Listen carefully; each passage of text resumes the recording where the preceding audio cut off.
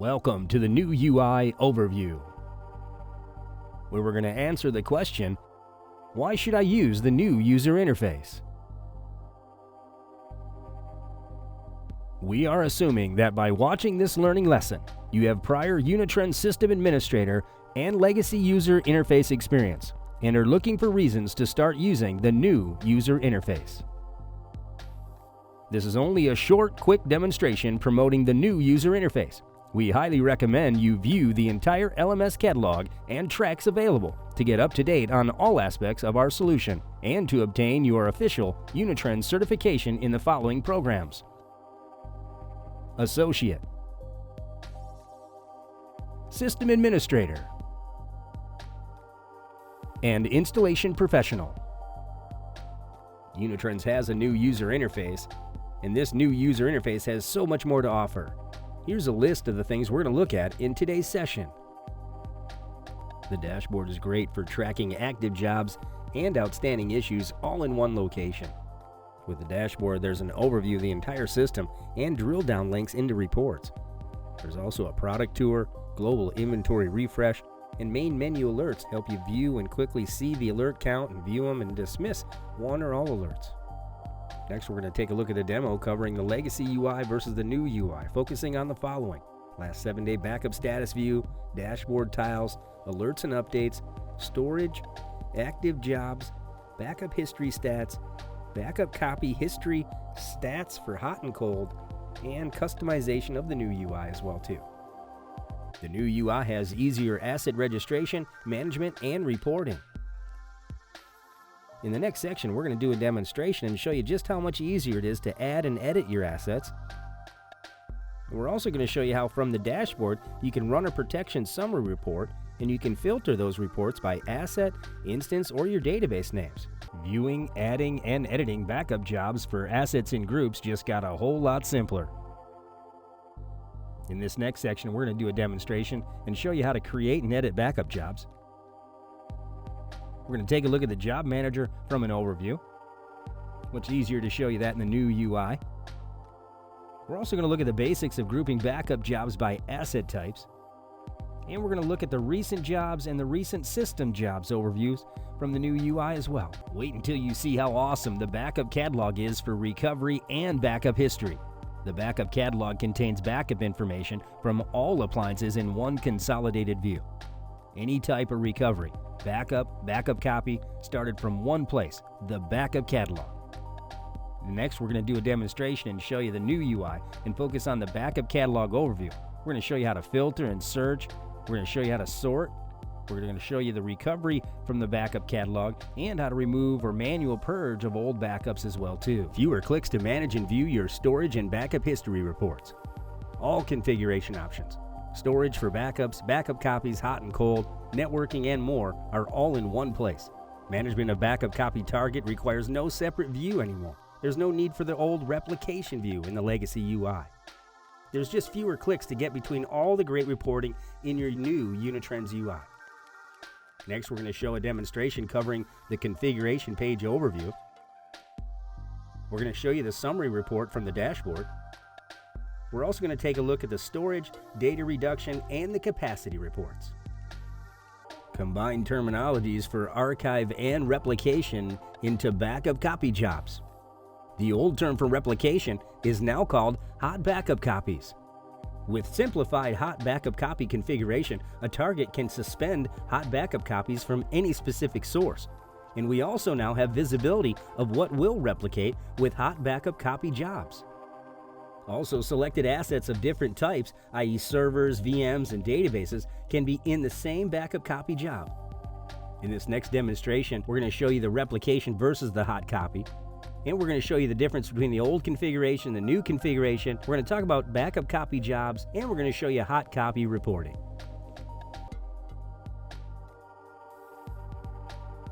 Once again, combine terminologies for archive and replication into backup copy jobs.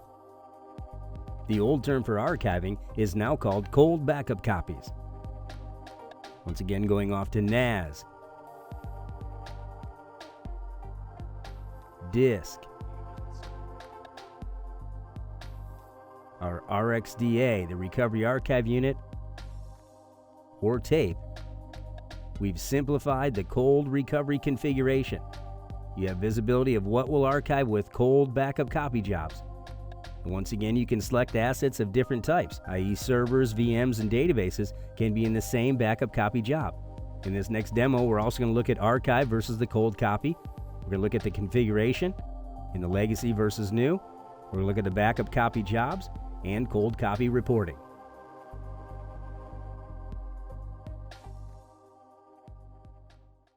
All right, we're going to start our demonstration here on the legacy appliance. And you can see here when we first log into the legacy appliance, I really can't tell what's going on except for the backups here for the last 7 days on my City Hall. I can also see over here the last 2 days of the replication, or now what we call the hot copy jobs. Right? I can go down into each appliance once again and I can see that detail, but it is a lot of clicks to find out really what's going on. You know, you've got to sort these out and be able to scroll up or down to be able to see the failed backups in groups. All right, and you can go down through your appliance. Now, I just want to show you that over in the new interface, to do that same look and feel in a glance is in here. If I want to go to the City Hall and I want to look at the appliance here, I can filter down at the bottom my failures for the last 7 days, and there's those same assets that failed on me on Friday and Saturday. Now, we're going to get into the cool part of troubleshooting those in a little bit. Well, that's the first kind of crossover and introduction into the new interface that I wanted to give you. You know, you have that same prettiness, that same look and feel, but it's much easier to filter down here at the bottom on exactly what you're looking for. Give me everything, and maybe I want to look at just my NAS backups. Here I can see I've got some warnings going on the last 7 days. I could look at the warnings in the last 7 days and isolate it to just those 2 machines. You can also search for assets down here. If you want to be able to find all your assets in your navigation tree, there's all your NASs in the navigation tree. All right, but let's really start to break this new interface down for you, starting with the dashboard here. You know, once again, when you first log in, your focus is really up here at the top. You can tell right away who you're logged in as. You can see that user account, and you can change the password from here as well, too. Fewer clicks. You can also see up here at the top the configuration menu. You can run a manual inventory sync, but every night at midnight we sync our inventory as well. You can also come back here and see any error messages you may have with your inventory sync within the details here. You can also check for updates from inside of this configuration and launch the legacy interface from inside of here. Now, also up here in the corner, we have the online help, which is the administrator guide, the ability to pull that up right inside of your web browser and search through it and find detailed information on our solution and the best practices. There's also a tie-in to the community, which is also here as its own tile. Remember, you can also put your username and password in here and tie your credential to your community. You also have the ability to open and close your support tunnel. Right now you can see mine says close the support tunnel. That means I have an open tunnel right now. It's persistent. It stays open until I close it or until Unitrends closes it for me. You can also take the product tour from inside of here.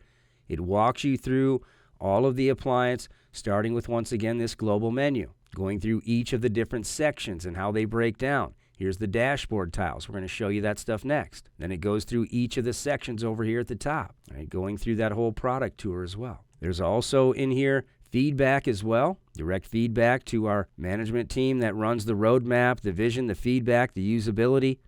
They love to get feedback from our users on making our product better. That's how it's gotten to where it is today. There's also a great About section in here that pulls up detailed information about your system, whether it's physical or virtual, the asset information, the hardware information, great information to pass on to support when you're working with them. All right, now when we get into this real dashboard, let me show you how cool this is over here. In the dashboard, you can see 9 failures right away. You can also see you got a storage issue on your City Hall. You're starting to go over your threshold. Now, one of the other things up here at the top, by the way, is the alerts. I almost forgot to talk about the alerts. There's no storage alerts right now yet, but he looks like he's pretty close. You can see up here in the alerts, there's 2 alerts for the City Hall agents on City Hive and City Beta.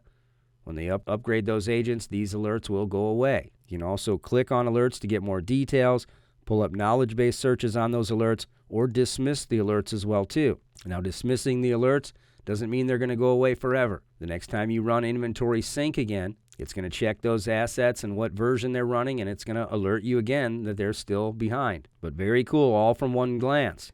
You can see any error messages. You can see the backup speeds, total size, average speeds, all the statistics right from here at one glance. Same thing with adding and removing these tiles from inside of here. You can customize all of these. You can drop and drag these things around. Maybe you want this tile over here on this side. All right, maybe you want your active jobs more up at the top. You can put these things wherever you want to try to fit them in. All right, I like my hot target up here. I like my community down at the bottom, whatever you choose to put in here. It's all user specific, by the way, too. So no matter what user you're logged into, it's going to be your dashboard, whatever tiles you show in whatever orders you customize them. All right, let me slide my storage back up here, and let me bring my community back over here. Now, these things can be resized, by the way, too. If you don't need this much room for your storage, and you want more room for the community, you can resize these tiles. I showed you the Protect tab. Once again, you can go down into your appliances and you can filter and sort. This is probably one of the coolest things. Maybe you want to pull up all of your master databases. Which ones are you backing up? Very cool to be able to see those and filter out the ones you don't have backups for the last 7 days. These statuses in here and the ability to filter this stuff out. Right, here's all your successes the last 7 days.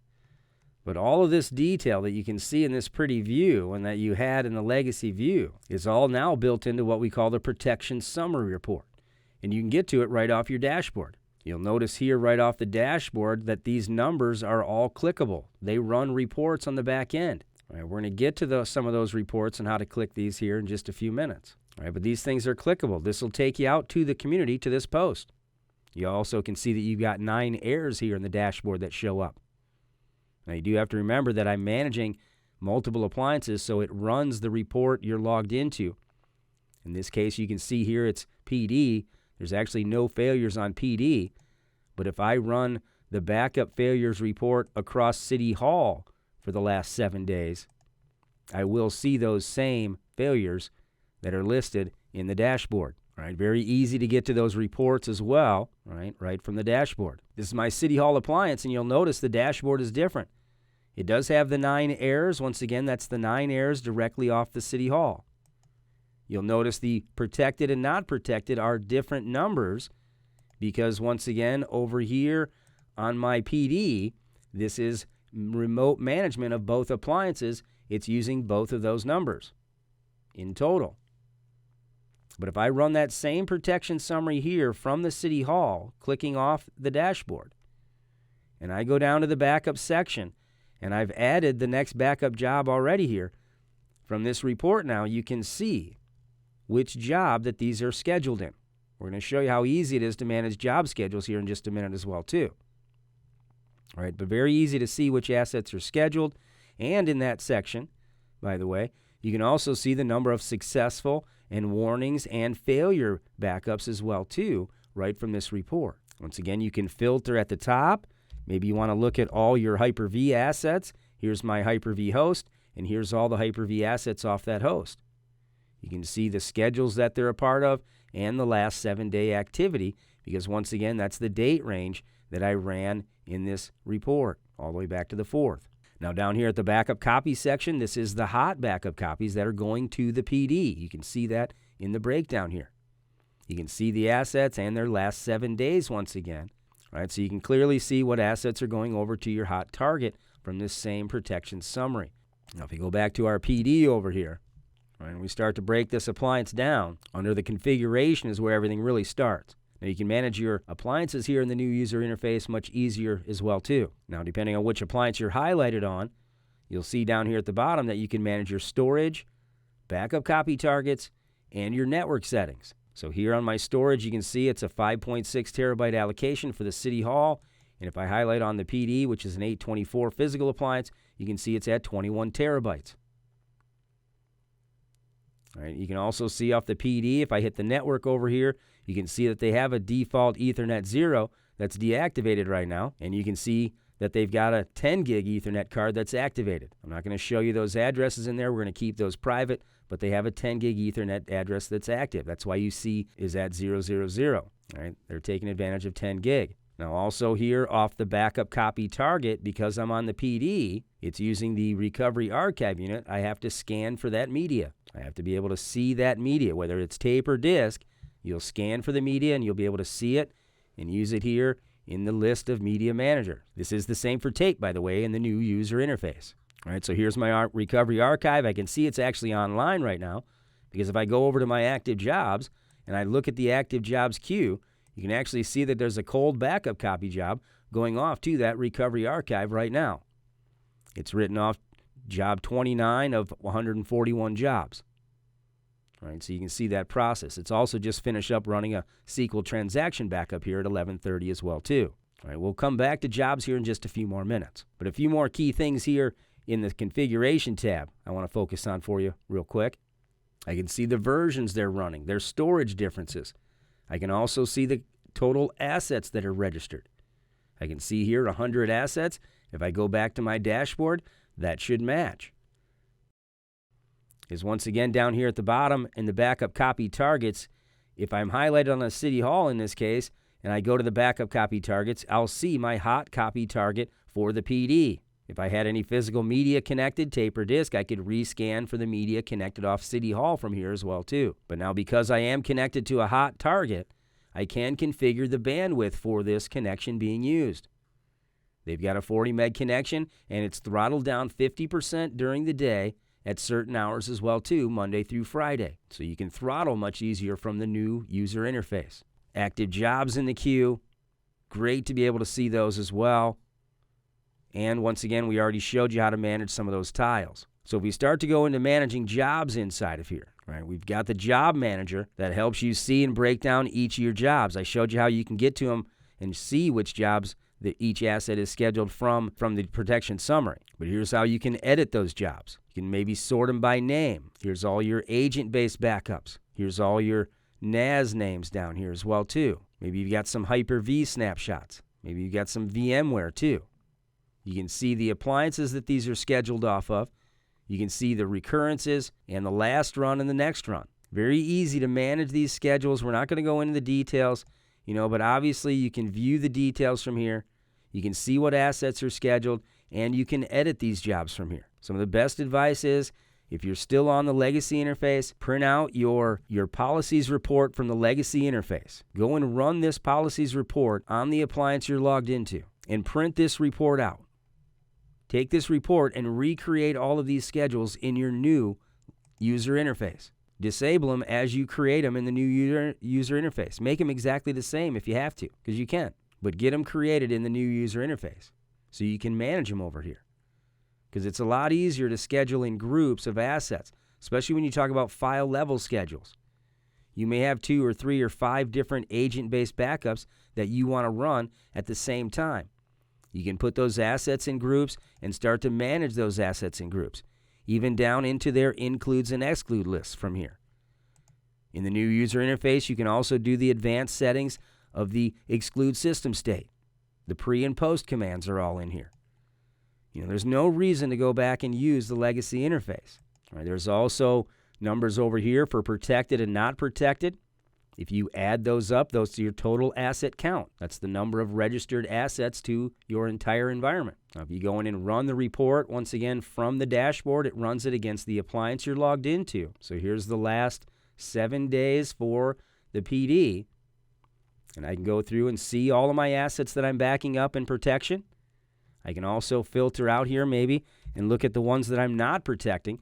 Make sure there's nothing in here that should be true. All right, you can go down to the bottom in the backup section here, and you can see all the assets that I am backing up once again. And you can filter those assets out. There's 21 listed here off of PD. I'm showing 25. These are their last successful backups, their warnings, their failures. You may have an asset for file level with your file level assets in it. You may have SQL backups. You may have Hyper-V or VMware snapshots running. It breaks out those assets. You can also still set file level schedules and asset details in here as well too. So if you know you're going to use includes or exclude lists, Identify those in the settings. But very similar inside of here. But all tape configuration, all hot and cold backup copy storage configuration is done in the new interface. All right, we started to talk about managing backups or managing configuration in here. And that's all done at the bottom once again. So managing your storage, right? Here's a physical appliance. You cannot manage this storage. It's a physical appliance. You can set the instant recovery in here, but you cannot expand it. All right. Here's the case of a virtual appliance.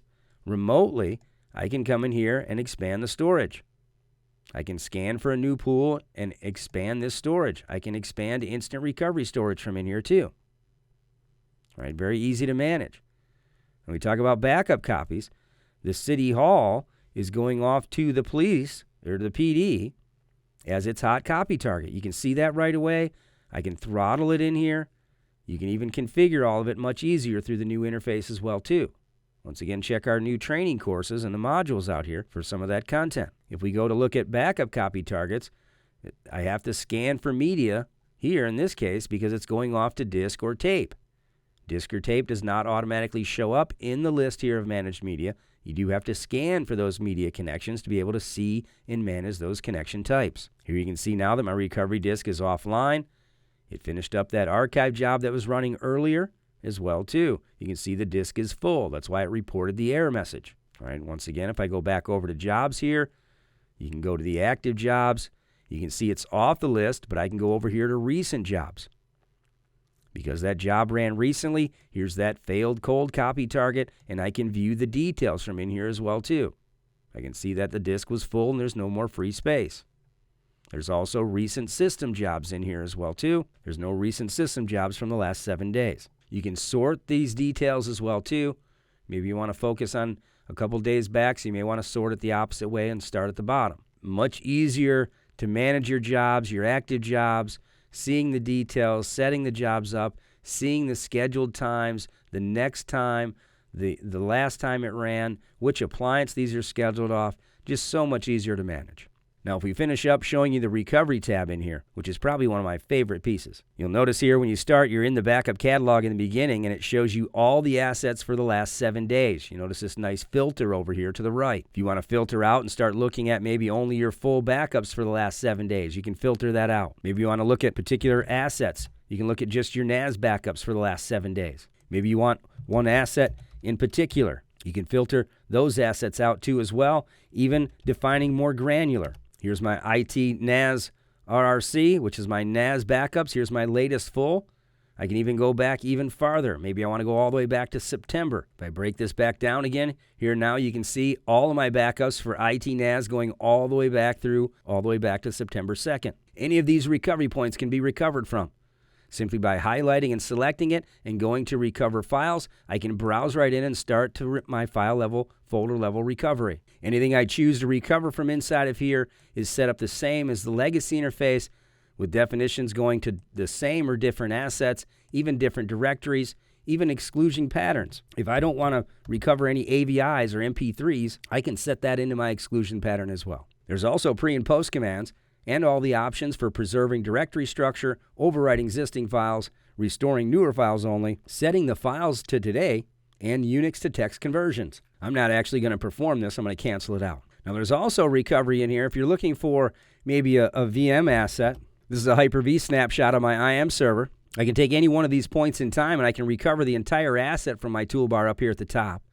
That's the normal VM type of recovery. Or I can go up here at the top and I can set it up for VM instant recovery, allowing me to choose live or audit mode, choosing the Hyper-V host I want to go back to, and other resource options. This is the same as VMware, by the way. Now I'm going to cancel this out as well too. Now, if you're looking for agent-based instant recovery, where you want to create that virtual failover candidate, that's under Windows Instant Recovery here at the top, and you choose the server that you want to create a VFC from, right? You're going to take the agent-based backups and you're going to point it to a solution. Next, you're going to choose the location details. You're going to define the location where you want to store the virtual failover client. Do you want to go to the physical Unitrends appliance, or do you want to recreate it on VMware or Hyper-V? Once you do that, Then you set all of your resources, right? You set processor, memory. If this is running SQL, you tell it which SQL databases you want to keep up to date as well too. Now this will create your virtual instant recovery candidate. And you can see over here under the instant recovery tab that I have an instant recovery already running. Now this recovery is a virtual recovery that's pointed to Hyper-V in this case.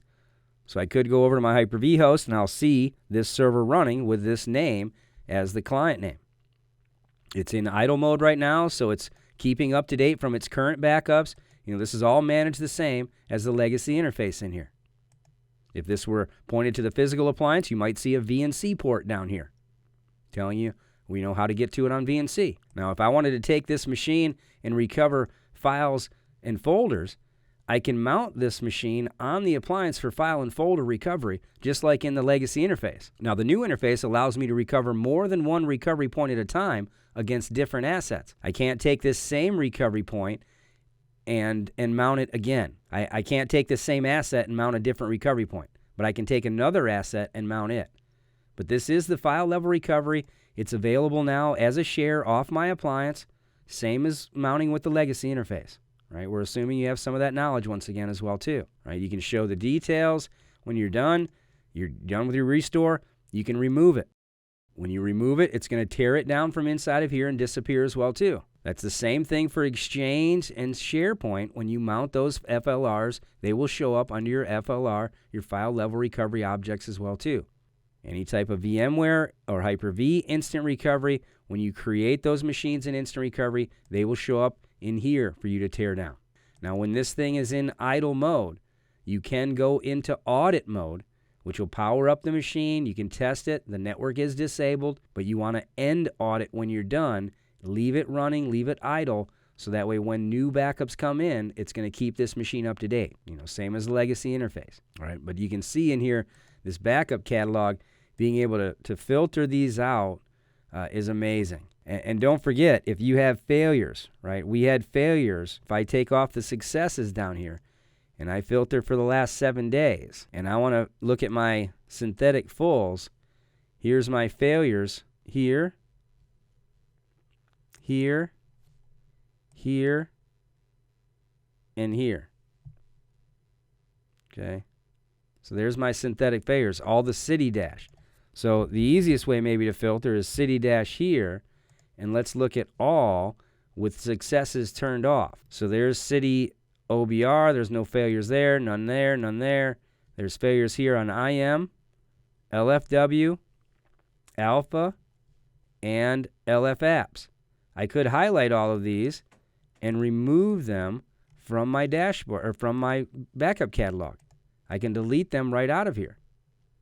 Right? If I do that, they will disappear from the dashboard and they will clear up space on your storage as well too. Right? But you can see extremely easy to manage all this right from this interface. I can once again run that backup failure report against that city hall and find those failures even easier though. Right? Just kind of a reminder. All right, and there's also great reports back here for the appliance to see the load. Why are those synthetic backups failing on the 8th? If I go back and look at the load here, this is the load on the PD. There's nothing wrong there. But if I go back and run this same load report on the city hall for that same time frame, then you can start to see, on the 8th here at 5 o'clock in the morning, that thing's pretty busy. And one of those synthetic failures failed. We got to start spreading those out. So my suggestion to them was to take that same failure report across City Hall and take those file level backups that are creating synthetic fulls and failing and spread out the times that those synthetics are running. On Tuesday, run a full against IM. On Wednesday, run a full against register. On Thursday, do alpha. Spread those masters and fulls out so the synthetics every 2 weeks are spread out. Right? Because the last thing I'm going to show you in here is just how cool it is to manage retention as well too. Right? When you talk about managing your protected assets, much easier than the legacy interface. You can add any type of virtual host, any file level agent-based asset, any NAS connection, even connections to Cisco UCS from in here. You can see and manage all of your connection IP addresses, the OS, the credentials, the version name, and the appliance that we're connected to here as well too. if I want to look at all the PD assets and bring those to the top. Now, when you talk about the synthetic backups and being min minus max, I can come in here and set retention policies so I can control that min minus max as well too. All right. Here's min minus max. Once again, stay away from legal hold up here. But this is min minus max. Min minus max minus 1 is the number of days between synthetic backups. And in this case right now, if I look at those City Hall failures, he's just got too much going on. All right, he needs to spread these out. They're all running too close to create those synthetic backups all at the same time. Too much load on the appliance. Well, that's a pretty good overview of the new user interface, and we showed you just how great that dashboard is, how much easier it is to register and manage your assets, right? Viewing and editing and editing backup jobs is so much easier. We showed you how awesome that backup catalog is, and just how much fewer clicks it is just to get around and get the differences between reporting and troubleshooting, all right? We also now showed you how it's much easier to manage your hot and cold targets as well too, and your network settings and your storage down there at the bottom. One last thing here, just a few additional notes. Now, there's just a few applications that are only supported in the new user interface. You want to check the administrator guide for a full application support guidelines. But it does include the Zen Server, SQL 2016, and Exchange 2016. Also, some new features for 9.1 coming out. Check the release notes when that comes out for the full list of the complete updates. But it includes cloud self-serve and recovery files from the cloud as well too. That's huge. There's also going to be an auto tune for the database maintenance and a per virtual machine global QS setting as well too. And a few 9.2 features I'm looking forward to. Once again, check that 9.2 release for the complete list of updates. But there are disaster recovery jobs and recovery testing coming out in 9.2. And once again, I really appreciate your time. I'm hoping you get the same experience and excitement out of the new user interface that I do. It's so much easier and cleaner. And good luck in the field.